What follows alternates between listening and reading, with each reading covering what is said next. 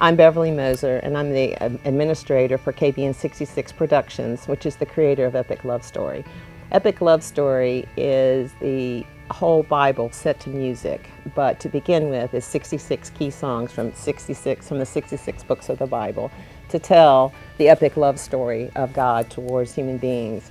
We believe too that Epic Love Story answers the questions that everybody asks. Why am I here? Does my life count?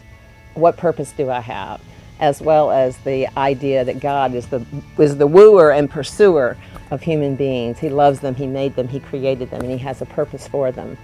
And typically the scriptures are presented as a list of do's and don'ts or as a list of morality that either you meet up to or you don't.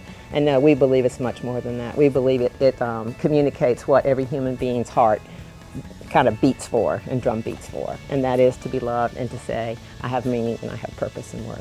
Okay, well, Epic Love Story started about 8 years ago when I was in my house, in my kitchen, and I was bemoaning to God that I was having such a hard time memorizing scripture. It's like I could hold on to scriptures that I learned when I was a little kid, but I couldn't hold on to scriptures as an adult. God, why hasn't anybody set the whole Bible to music? It's so much easier to memorize things set to music.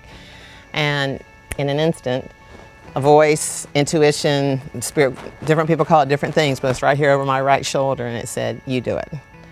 And so it's kind of like, whoa, okay. So about 2 weeks later, I was at Redeemer Presbyterian Church, where we go to church, and there was a guy there who was a worship leader. And he was a guest worship leader, and the worship was so like full and invigorating, and I sat down and I felt like, oh my goodness, I want more. And his name was Kurt Coble.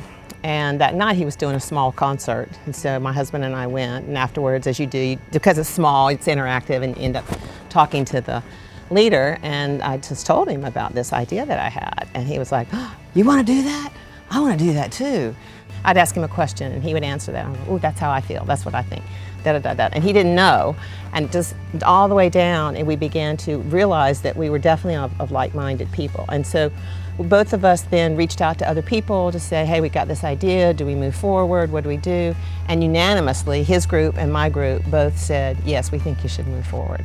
And that was the seed of how it began from there. Well, Kurt was working with a gentleman out of Bollywood. He's a British Indian, a multi-award-winning producer.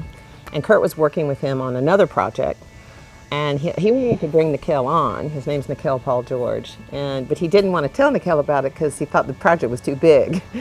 But after a while, he told Nikhil about it, and Nikhil decided that he wanted to be a part. And Nikhil is, like I said, he's a multi-award-winning producer for Bollywood. He's done some stuff with Disney. He knows how to do projects, and we felt like he was a great asset. So he's bringing all that, not only his musical talent, but also his production talent to the project.